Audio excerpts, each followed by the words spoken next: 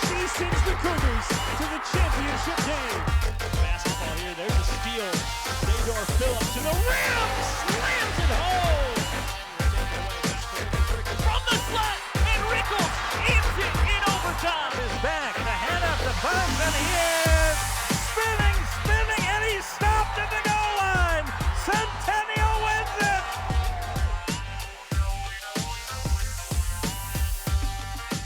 Welcome in, everyone. Season 18, episode 5 of Sports Den on docket for today. I'm Blythe Whaley, alongside Ricky Palermo, the fan favorite. We're back. We haven't worked together in so long. I know, right? Honestly, it's so crazy, but glad you're back, man. Yeah, we got the boxes, so we're socially distant, staying good. Yeah, I mean, we've noted a lot today. I mean, I feel very red over here. It's like the warm side and the cool side is happening right now. Indeed. The red and the blue, I'm fighting it down, but I mean, I just had to stay true to who I am, you know. Yeah, it makes red. sense. But I mean, Ricky, in sports news, you know, we have a lot of good news, but we also have some bad news. Which do you want to pick? Are you the good cop or the bad cop today? Well, I'll say the bad news is the Vikings lost on Sunday. Bad news for all. But the good news is high school football is back. The MSHSL voted today in a 15-3 vote to push football up to the fall, so football will start. We have a 6-game regular season. It's going to start mid-October and end at the end of November. They're playing sectional and region postseason games. The state tournament isn't happening this year. They got to figure out the postseason format. They got time to figure that out, but the good news is football is back and practices start next week. And on the volleyball side, it's beginning September 28th with 10 days of that preseason practice. First games beginning on October 8th, 11-week season, total of 14 games, but postseason format, I mean, again, just to be determined. A lot of things this year is kind of in that bucket of how can we figure out the best as we move forward. Yeah, they got a lot of time to figure that out. So football's back, volleyball is back for the fall. Shortened seasons, but you know what? We're just happy that we're having a season for them. Seasons that are going on currently, soccer season. We got some highlights for you. Boys and girls soccer, the Blaine Bengals were in action twice this week. Let's start with their Monday game at Coon Rapids. The girls having a great season, starting the year off 4-0. They start this game off in perfection. Jada Kande takes it to the back of the net. They're up 1-0. That's her second goal of the year. But the Cardinals would storm back. A few minutes later, a scrum in front of the net. Ava Carr gets the goal, ties it 1-1. Blaine thought they escaped with a nice defensive play, but the Cardinals scored. Now look at this effort from Jordan Pascarella. Unreal move, and then just the right foot bends it in the corner. Beautiful goal. Her first of the season gives the Bengals the lead. We move on to the second half. Kendall Stadden. Look at her go all the way. She slips at the end. Doesn't get a 10 for the perfect landing, but she does get a goal. Her 11th of the year, her 12th later to come in this show. So that put the Bengals up 3-1. And Kendall Stadden tried to get another goal. The rebound from Alejandra Maddie Sanchez. And the Bengals win 4-1. Sanchez, her second goal of the season. Now the boys' game, the nightcap. This is the only goal of the game, so pay attention. Tega Kauhegba buries the pass from Richard Powlick. Look at the one touch there. Goes through the legs of the Cardinal defender, and the Bengals win it 1-0. Beautiful shot. We're going to give you one more angle from the reverse cam. You just can't get enough of this goal. His first of the year. Bengals take down Coon Rapids 1-0. They'd have, there's a few more highlights to show. None of them found the back of the net. Bengals goalkeeper kept a clean sheet, as well as the Cardinals goalkeeper had a very impressive game the rest of the way. But a last chance effort for the Cardinals goes awry, and the Bengals come out on top. So a nice clean sweep for Blaine at Coon Rapids. Again, the boys win 1-0. Kauhegba, the only goal. Powlick, the only assist.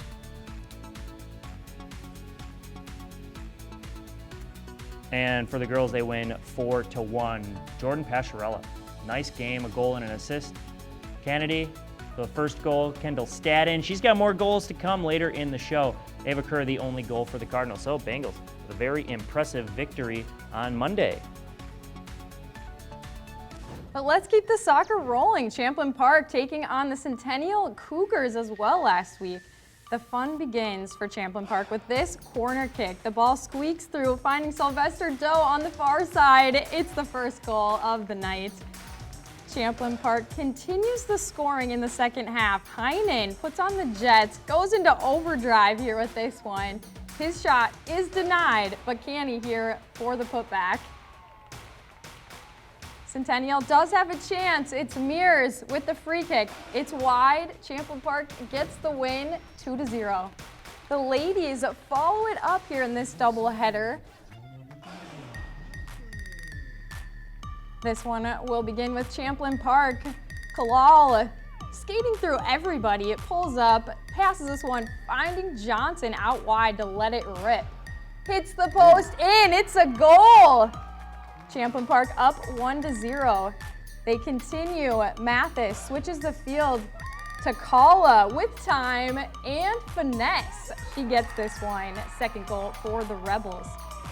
The second half, looking for some redemption. The Cougars is straighting. She's stripped away, but Wilson able to play this one back to her. She gets the second chance with the left foot, rips it, goal. The Cougars are on the board. Can't finish the highlights on Centennial without mentioning this lady, Kaya Harper. She steps up for the PK, bam, goal. Cougars down, 1 goal at this point. Cougs comes up for the free kick. She lets it fly. Kaya and Allis right there, but this ball rolls out of bounds. It ends, Champlin Park winning 3-2. Like I said, we saw there Kalal getting a goal and 2 assists, Mathis a goal and an assist, and Johnson a goal there for Champlin Park. They had a great game for their squad, but Centennial, like I said, of course, Harper had to get a goal. I mean, it's not a game for Centennial teams without her being on the scoreboard, but straighting, also putting one in here for the Cougars. Yeah, good to see Kaya Harper. Yeah, lighten So the fun stat to sheet watch. up. All right, let's go on to Wednesday's action. Bengals at Totino Grace. We start with the boys' game. Bengals down 1-0 at this point. Late in the game, the keeper thinks he has it. He's wrong. Brian Obwogi buries it through. The keeper let it slip past his hands. The game would end in a tie. Nobody likes a tie. 1-1's your score. All right, we go to the women's game, the girls' game at night. Bengals down 2-0.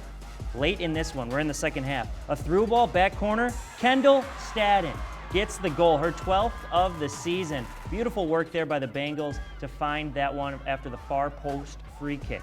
All right, later on, it's the Kendall Stadden show, people. Look at that strike. Individual effort, her second of the game, ties it 2-2. 13 this season for Stadden now. Bengals, all the momentum here.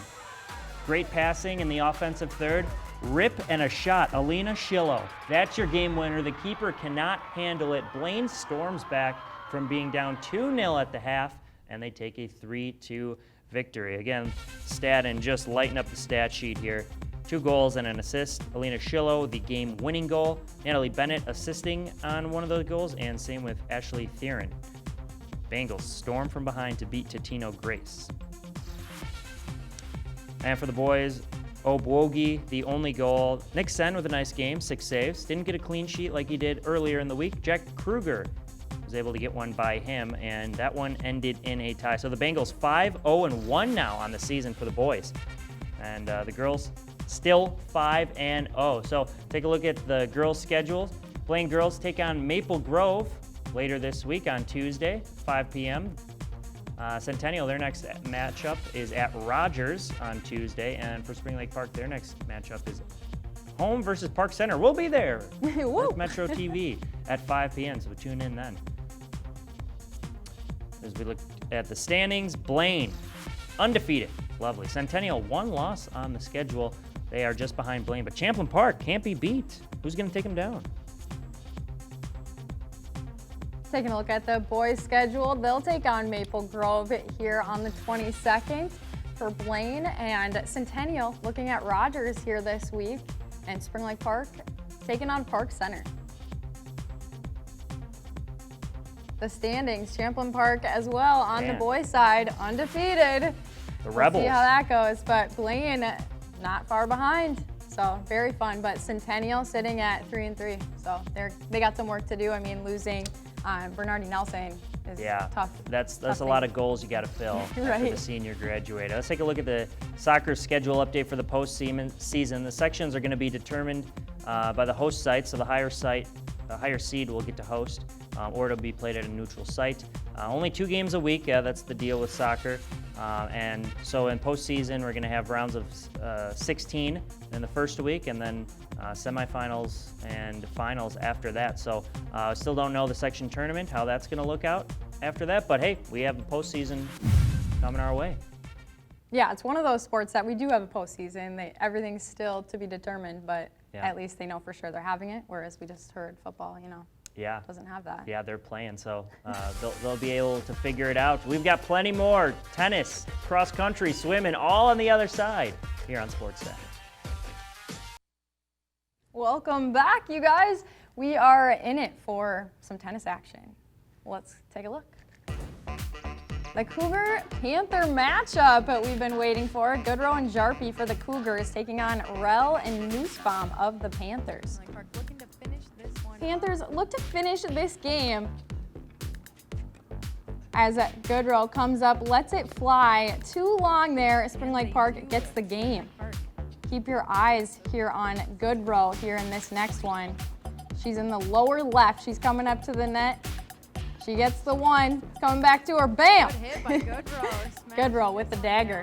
Centennial gets the first set. Rel, this is her time at the net. Sends it over. Jarpie with the hustle play gets it back, but Rel finds her space and nails that one. Jarpie had a great game here for the Cougars. You get to see her power hit here. Unreturnable there. Nussbaum tried, but that one falls down. Cougars with the advantage, looking to steal the match here in this one. And they do as they let that ball fly long. The Cougars win it 6-4, 6-4. We got to talk with the winning ladies after. Upset because we played together last year, but we got really excited that we're going to play together, and it's went really well. Yeah, we just play like that. We always have. It works good for us. So. It's kind of what we do. Looking at the tennis results, we get to see there Molly Garber of Blaine getting defeated here this week. We got to see a fun one of her earlier.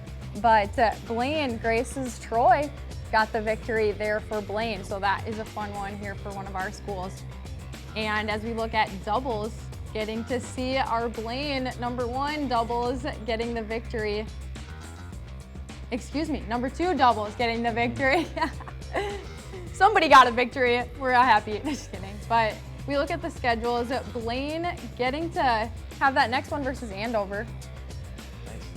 So there's more tennis on the way. Tuesday, things happen. Blaine, Centennial, and Spring Lake Park all in action. Centennial facing Coon Rapids and Spring Lake Park at Park Center on the road. We got a postseason tennis update for you. So the section tournament's going to start on October 5th, and it will not go longer than the 17th. The highest seed's going to host the competition on only outdoor courts, because that makes sense, keeping everything outdoors. And then we're going to have a championship and team consolation tournament as well. Only 2 matches a week, just like they've been doing the regular season, and anything beyond the section tournaments is still to be determined.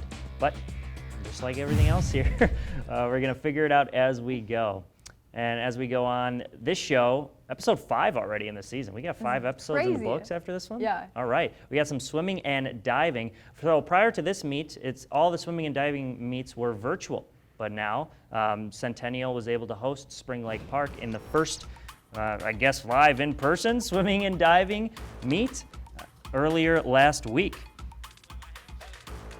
So we're going to start things off with the 200-yard freestyle. Caitlin Smith of Centennial, the senior, gets the W. 32.96 seconds was her best lap, and it finished in a 2-minute and 7-second freestyle. All right, so let's move on to the 50-yard freestyle.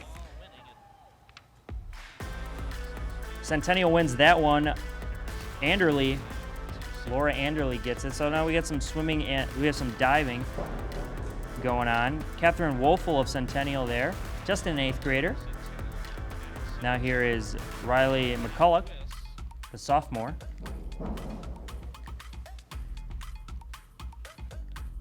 And one more for you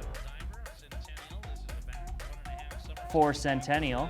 This is a nice dive, just gets in there, nice landing. We love it. Final score, Catherine Wolfel gets the highest score. All right, to the 100-yard butterfly.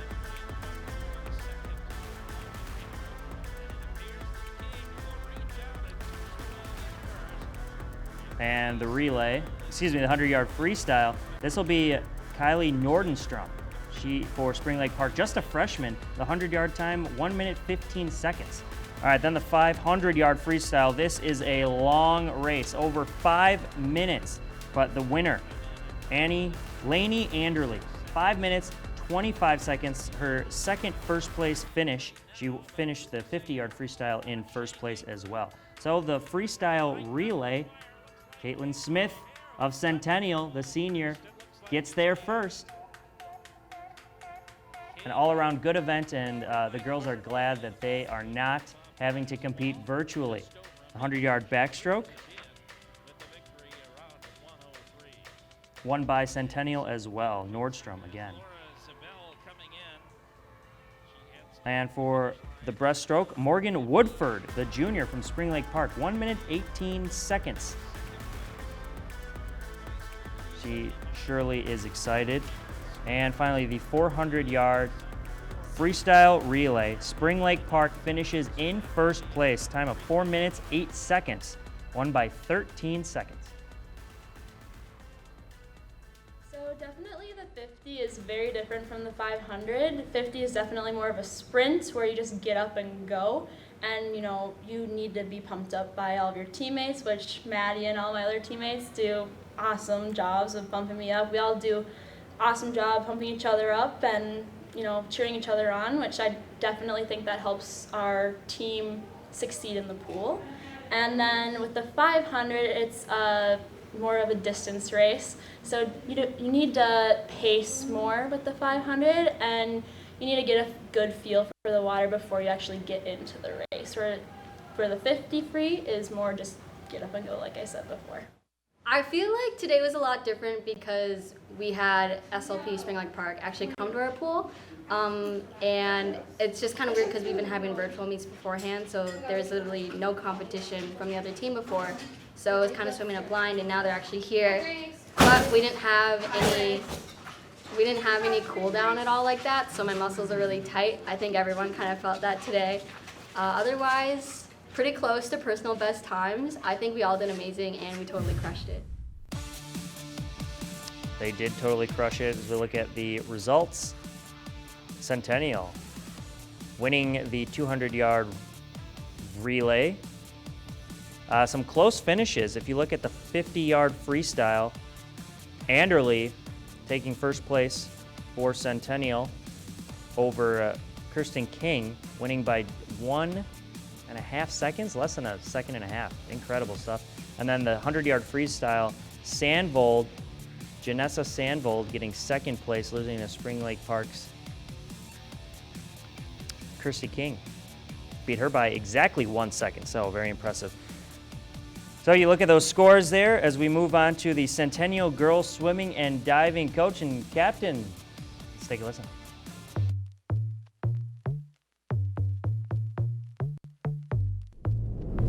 Seniors this year, from a leadership standpoint, from a just an experience standpoint, and obviously leaning on them a lot through this season.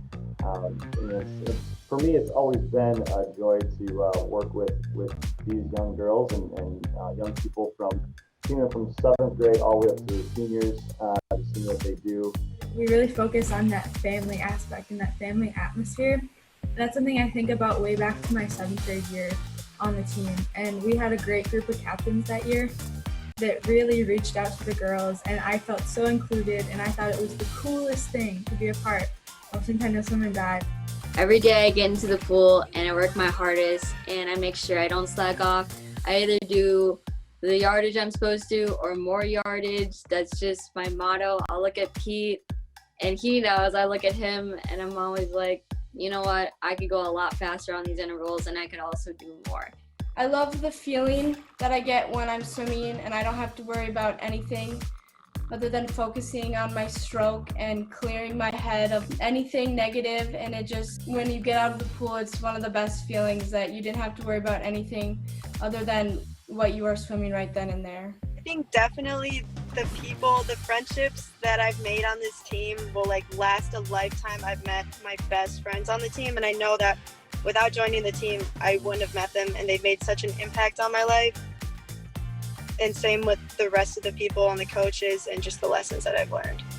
Roll Cougs! Roll Cougs!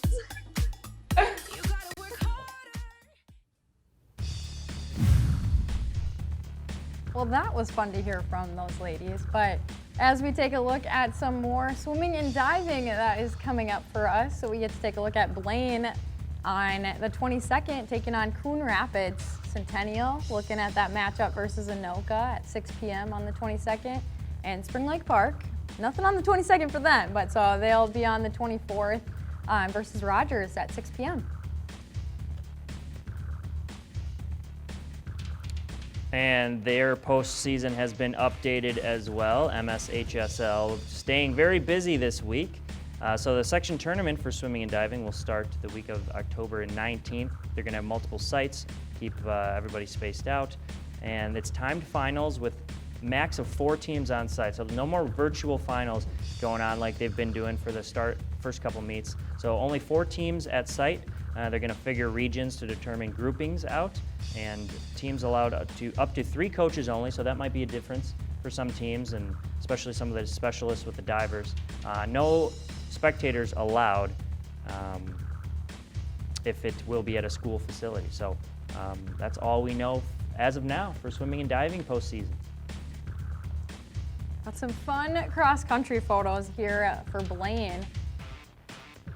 Yeah, they're in some action this week, so we go from swimming to cross-country. Cross-country season coming down to an end. Only one or two more meets coming up after this.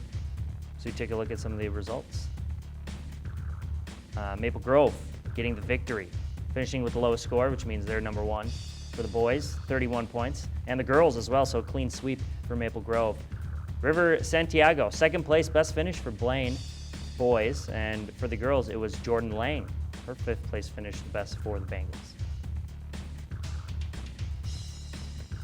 And the Bengals have their next meet versus Andover and Coon Rapids at Anoka High School. The boys being at 3:50, the girls at 5:20, and that one after that will be October 2nd, already October, crazy.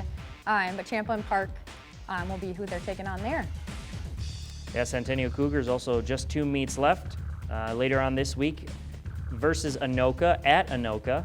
So just a single school meet there. And then on the 2nd of October, Coon Rapids and Maple Grove at Elk Creek Park Reserve. Boys will start at 3:50, girls at 5:20. So both our teams' cross-country seasons coming to an end.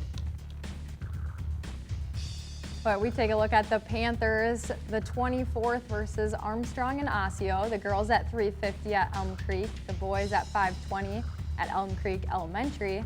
And on the 2nd of October versus Park Center and Totino Grace. And boys at 3:30, girls at 5:20. So again, some more fun action from our team. Brightwood Hills Golf Course. I haven't played there. Now you'll have to check it out. Yeah, maybe before they run. And ooh, yeah. Yeah, I don't know. While they're running? They're not running on the greens though.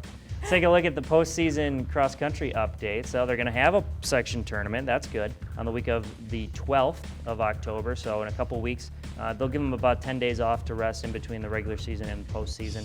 They're going to have multi-site or multi-session held over 2 days if needed. Only 4 teams on the course at a time, and the teams will take the 6 runners total. Top 5 will be counted for scores as normal. So girl and boy races can happen on the same day and the same course, but not at the same time. So they're just going to break them up, section it up a little differently, but they're out there and still able to compete.